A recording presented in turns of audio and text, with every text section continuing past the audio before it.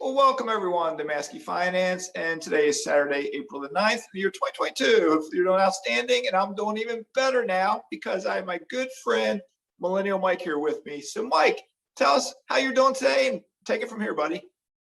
Appreciate you having me on the channel as always, Mark. Hey, so this is what we're going to do. I have currently, over the last 4 years, accumulated 8 different units in 2 different states. Mark has been helping me to buy rentals in Indiana. If you follow his channel, follow mine. We've been doing a bunch of stuff out in Indiana, and I'm kind of at this spot where I'm trying to figure out how I can go from 8 to maybe catching up to Mark into the 20s and hopefully hit that financial independence, retire early status marker a little bit quicker than I was hoping. So Mark said that he has some ideas for me. He says that they may be a little bit out there, or maybe I'm not necessarily going to be able to do everything, but he wanted to talk about it. So the point of this is just to have a conversation about his coaching tips for me. So Mark, let me know what you got. All right, sounds good. Thank you. Thank you. Well, one way that I grew, there's a couple things I did to really grow my portfolio quickly, because I went from 0 to 25 in 4 years. And one thing I did, 2 things I've done is I've used HELOCs and I've sold rental property. And the HELOCs assisted me to buy the HELOC assisted me with my down payments to buy a couple rentals. When I sold my first rental property, I turned 1 house into 4 properties. Then I did a cashback refinance on 2 rental properties and turned that money into 9 more properties without selling those 2 properties. Okay. So with that being said, I capitalized mainly on equity in my rental properties to grow my portfolio. The HELOCs helped me to get started, but the equity in those properties is what just spun me up quickly. 1 house into 4, cashback refinances into 9. So that's 13 properties there just from equity in my real estate. Okay. So thinking about that, knowing your situation, I'm going to throw some numbers out. All right. So are you ready? I'm ready. Let me hear them. All right. Well, you told me the duplex that you're currently house hacking, and which I love house hacking. Okay. It's a great way to live somewhere for free or near free. All right. But you've told me you have roughly $250,000 worth of equity in that building, correct? That's right. All right. So with $250,000 worth of equity, if you had that in cash and you purchase houses in the general Northwest Indiana market, such as Gary, and you could find good deals similar to the deals we've gotten in the past, let's just say you averaged a house for $70,000. Okay. To buy 1 house for $70,000. If you just had $250,000, you could buy roughly 14 properties. And that's ballparking the 20% down payment and closing cost, totaling about $18,000 each. So between the down payment, closing cost, $18K. So $250,000, to break it down, it gives you 13.88 houses. So we'll just say 14 houses. All right. So then the question is, how do you tap into $250,000 worth of equity? All right. Because if you have a HELOC, which I believe you have a HELOC currently. That's correct. Right. A HELOC, to me, you don't want to take it to use as down payment. Say you had a $250,000 HELOC, which I know you can't get because you can't, I don't think you can get the full equity there. Right. But say you did have a $250,000 HELOC. If you bought 14 houses with that HELOC, you have to pay the HELOC back. And that's going to be like having a mortgage of $250,000. So that's going to be a fairly expensive monthly payment. Right. So here's an idea. And this is, in a way, it's kind of out there, like it's far out there, but it's something that is possible to do. Not saying you would want to do it. Okay. But let's say you decided 2 things. 1, you would consider selling that building. 2, you would consider moving somewhere else and getting a new job somewhere else. Okay. And keep in mind where you work at, you get a higher salary, but it's a higher cost of living. if you move somewhere else, you'll probably get a lower salary. Even if you worked in law enforcement where I'm at, their starting pay might be, I don't know, 40, 45,000. It's just, Yeah. I've looked at Florida state troopers before, and it's in the 40s. is it? Okay. Yeah. And Florida's expensive almost all around the state, even though, and I wasn't going to bring up Florida really, but my brother and his wife are buying a trailer in a mobile home park 30 minutes away from me. And it's a nice location. They're on the water, and it's just, I wouldn't want to live there personally, but it's going to be a winter home for them. Mhm. But they're buying it for $195,000. Okay. So that wasn't my idea, but that's just something to think about. You can buy cheaper property almost everywhere. Mhm. But here's just an out there idea. What if you, and I'm not saying to do this, it's something just to get the wheel spinning. What if you sold your duplex? When you sold it, you quit your job. And then what if you took that money and before you did that, you would contact one person. So before you sell it, you would contact the individual that we have bought property from before using seller financing. Right. Yeah. And you would negotiate better deals with him than what he may readily give. Okay. A little easier said than done. You were Yes. the only one who ever was able to swing a negotiation with him. Caleb and I, we weren't quite as lucky. Well, something I did recently, I think I've said it on my channel. My youngest son, he's 24. He just bought his first rental house, and he bought it from that individual. And that house had gone up in price from 6 months ago, about $20,000 higher than what it originally was. So before it was like a really good deal. 20,000 was, if it was in top shape, okay, it's a fair price. Right. But all of his houses need work. Right. So I told my kid, it's like, all right, let's do this. You'll get under contract to buy it, get a home inspection, and then based on that home inspection, we'll negotiate a better price. Okay. So we did that, and he agreed to knock $5,000 off the buy price. So, it's $5,000. That's impressive. You got that from him, but well done. But what was either knocking it off or they would have to do all the work. And I didn't want them to do all the work because I don't trust the quality of their work. Yeah, I agree. Right. Okay. But let's just assume, you know what assume means. Let's just assume that you could contact him, negotiate kind of like a package deal to buy 14 properties. Mm-hmm. And you've heard of the Miller Beach area, correct? Right. You've seen that area, I believe, right? Yeah, it's a much nicer area than the rest of Gary. Right. He has a house, unless it's been sold, in the Miller Beach neighborhood. I've considered getting it in the past, but it's a little higher priced. And he actually has a police officer that lives there that's renting it from him because it's a better place to live. Mm-hmm. But say you could buy a package deal of 14 houses, one of those houses being that Miller Beach house because it's a nicer house.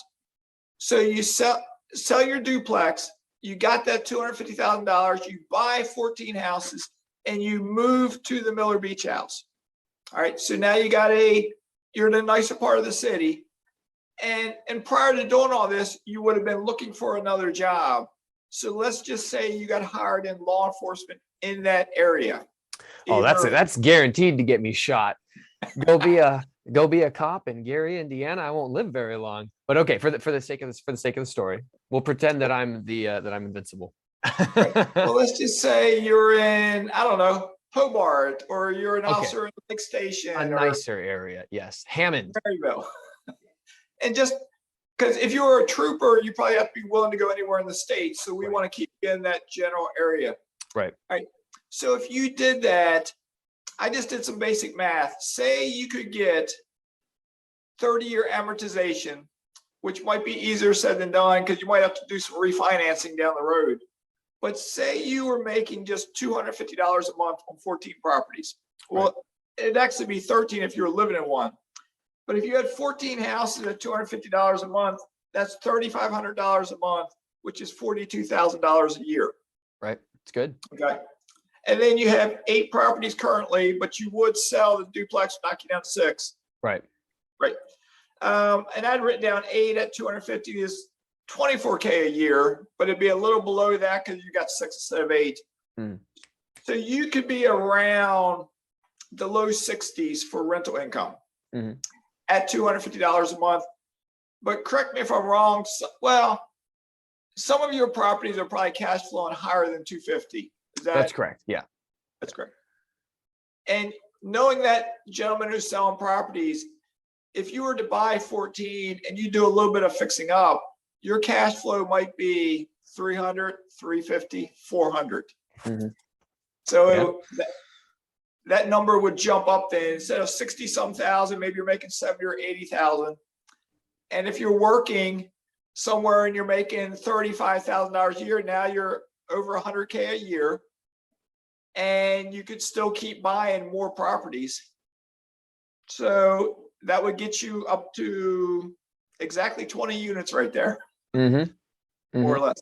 So, and I'm not saying you want to do that or you will do that, but that's just an idea of what you could do with that much equity without using a HELOC.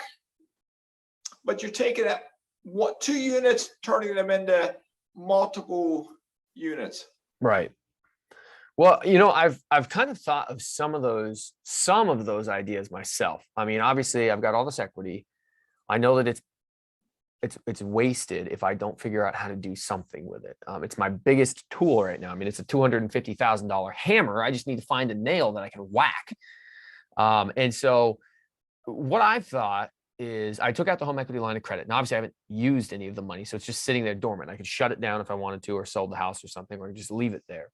I've considered moving to Gary. Like, well, what would happen if I moved to Gary? If I just left everything here, rather than sell the duplex, rent the side out that I live in, and I would make actually a decent amount of money doing that. You know, my mortgage payment's $2,400. Well, one side rents for $2,400, so I'd have a nice profit and still have that home equity line of credit. I'm not as against using the home equity line of credit as the down payment for some of those houses from that guy, because most of those down payments are so cheap. You know, I mean, I had down payments that I paid him of like $7,000, you know, and one that I paid him that was like, what was it? Maybe like 14 grand or something. Not very expensive. So I could actually use that home equity line of credit of $125,000 and probably pick up 7 or 8 houses.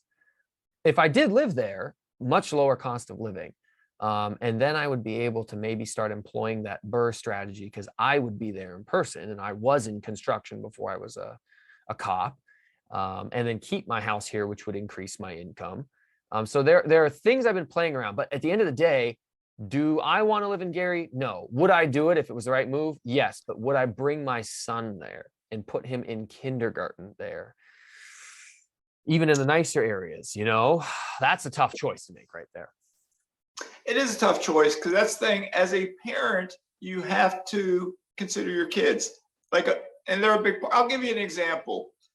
I had left active duty in the Navy a long time ago, and I was working as a cop, and I got the idea I wanted to go back on active duty, but be an officer instead of being enlisted. So I scheduled an officer aptitude test with the Navy. And I remember the date because it was September the 12th, 2001. You know what happened on September 11th, 2001? Yes, I do. 9/11.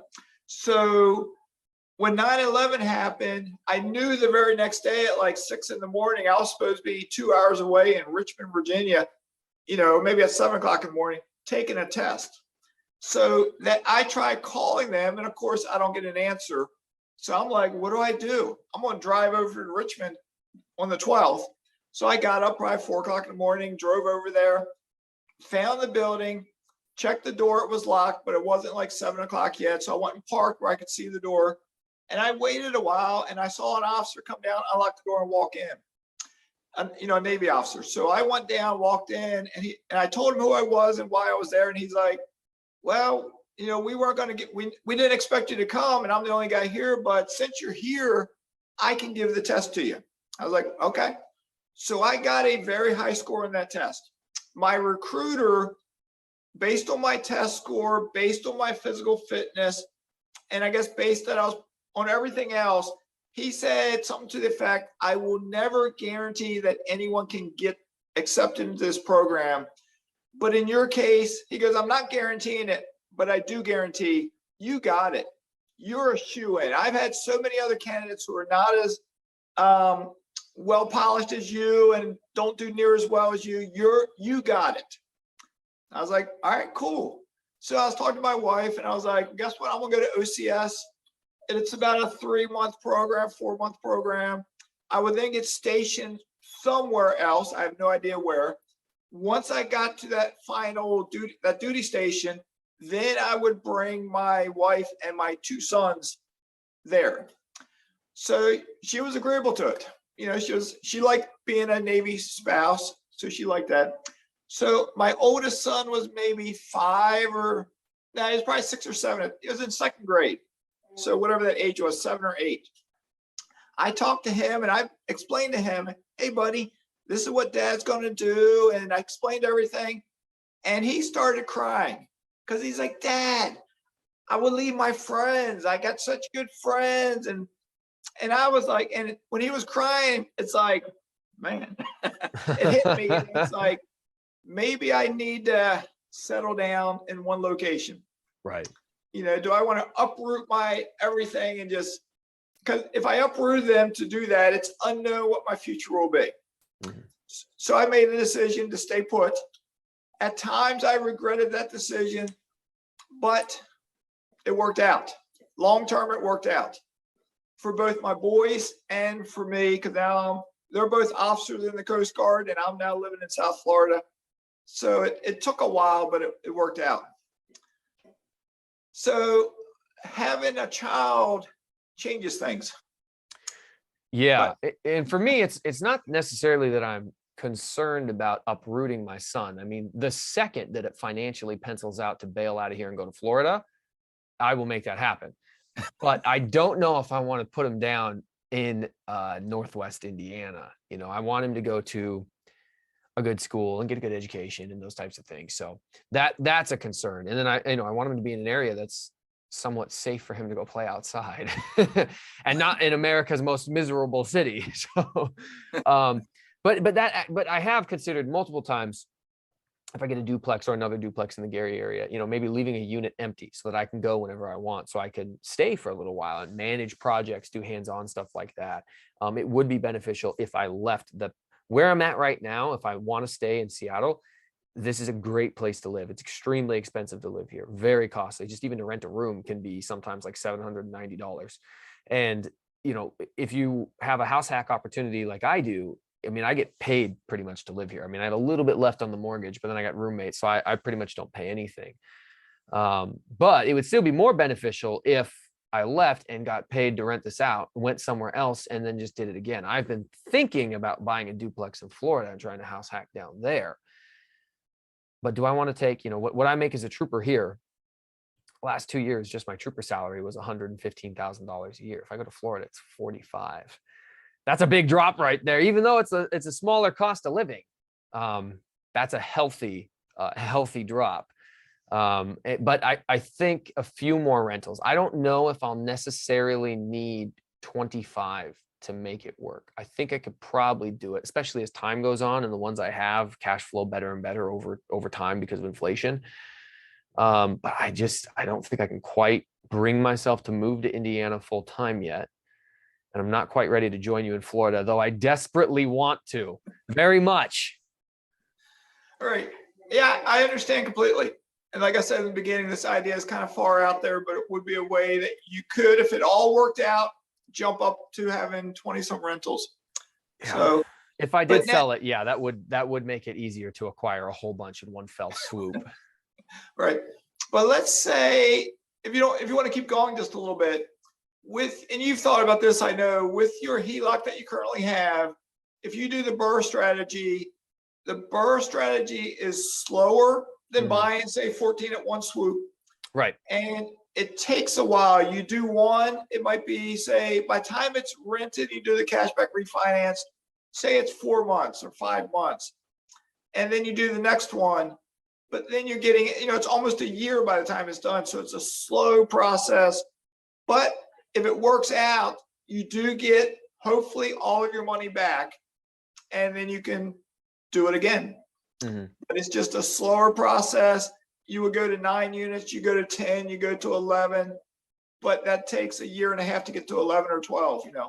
It would, and that is kind of the plan. And the only thing that's really throwing a wrench in the mix for me right now is with these interest rates rising. It's very frustrating because you do all your calculations and you're like, okay, I'm going to do a cashback 75% LTV when I get the after repair value of the house, and I'm going to calculate for a 5% interest rate. Well, now some of the rates that we're getting quoted at are like 6, 6.5. Caleb got 6.75 from the Teachers Credit Union.